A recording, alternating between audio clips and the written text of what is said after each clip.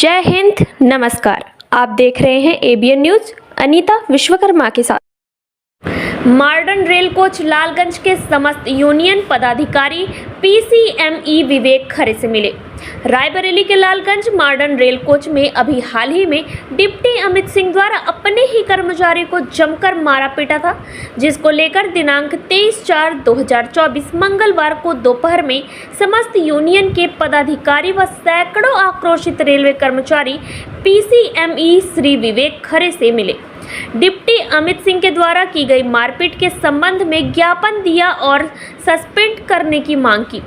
पीसीएमई ने जांच कराकर कार्रवाई करने का आश्वासन दिया। आइए रुख करते हैं रायबरेली की ओर, देखते हैं ब्यूरो चीफ शशिधर त्रिपाठी की report.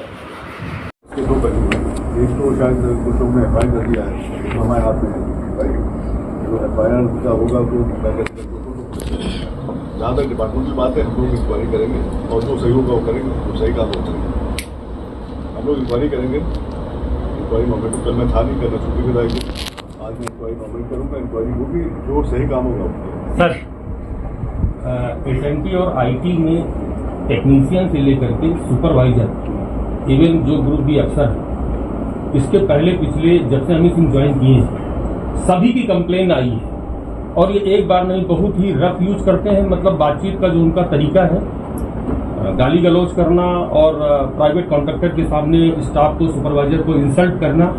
Deputy CME IT Saturday Raju Prasad sir को भी हम लोग गए थे और उनको भी बताया कि सर ये इस तरह ऐसा ऐसा करते हैं। तो उन्होंने कहा कि मैं 2-3 दिन का समय लेता हूं, काउंसलिंग करता हूं, और तब तक ये कल मंडे को घटना घट गई। अब सवाल ये है सर कि जब एक क्लास 1 अफसर अपने ही सुपरवाइजर को मार रहा है और इसके पहले एक भी सर ऐसा स्टाफ नहीं है, वहां सुपरवाइजर नहीं जो उनसे संतुष्ट हो, तो लोग ये चाहते हैं कि एडमिनिस्ट्रेशन की तरफ से अमित सिंह के अगेंस्ट में क्या हो रहा है। मतलब ये बहुत, मतलब सब लोग पूरा इसीलिए आए हुए हैं कि एज ए पीसीएमई सर आप मतलब उनके खिलाफ एक्शन लीजिए सर, क्योंकि अमित सिंह की ये पहली घटना नहीं है सर। और वो जिस रेल में रहे सर, प्रीवियस रिकॉर्ड आप देख लीजिए, वो हर जगह ऐसा करते आए हैं। सर देखिए, जो भी इनका जो भी अब तक का कार्यकाल रहा है, जहाँ पे इन्होंने काम किया, आप उसको भी जरा सा उसको ट्रैक रिकॉर्ड इनका चेक करवाइए कि आखिर उस जगह से इनको क्यों हटाया गया। और दूसरी बात ये, अगर मान लिया जिससे वहाँ पे सीसीटीवी कल एक बात आई थी इंस्पेक्टर के सामने कि कोई ऐसा वो नहीं है कि एविडेंस इलेक्ट्रॉनिक जिससे साबित हो कि किसने लड़ाई की। लेकिन मेरा ये मानना है कि अगर केवल ये ट्रैक वो केवल रिकॉर्ड ले लिया जाए गेट से कि ये एडमिन से मिली, एडमिन पिछले 15 दिनों में कितनी बार है, तो जो 18 अप्रैल को जो एक मेमोरेंडम दिया गया था इनके खिलाफ, ये पूरी तरीके से उसका रिफ्लेक्शन है। ऑटोमेटिक सारी चीजें क्लियर हो रही है। अगर उसको सिरा जोड़ा जाएगा तो चीजें बिल्कुल क्लियर है कि किस लिए गए थे वहां पे और क्यों हुआ।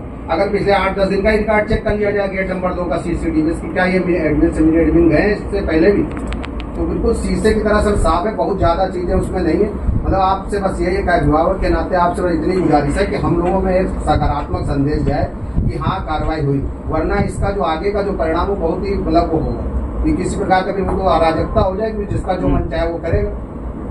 और किसी सभ्य समाज के लिए ऐसी घटना नहीं हो रही है। तो मैं बता दूं कि मैंने तो कभी सोचा नहीं कि ऐसा कुछ हो सकता है। मैं तो 8 साल 4 साल रहा, 5 साल चालबाग वर्कशॉप में और आलमबाग में 3 साल रहा। वो तो सबसे कठिन वर्कशॉप है। अगर आप लेबर की बात करो, लखनऊ है सबसे, वहाँ आज तक ऐसी घटना हुई नहीं मेरे रहते हुए, आज तक नहीं हुई ना चालबाग में, आलमबाग में। तो मैं सोच ही नहीं सकता कि कोई किसी पे हाथ उठाए। गाली गलौज भी नहीं हुई कभी, और अफसर तो छोड़ दूंगा, स्टाफ और सुपरवाइजर के बीच में भी ना हाथापाई कोई गाली गलौज कभी नहीं हुआ। और मैं तो इस इंसिडेंट से बहुत सरप्राइज और बहुत दुखी भी हूँ कि ऐसा कैसे होगा।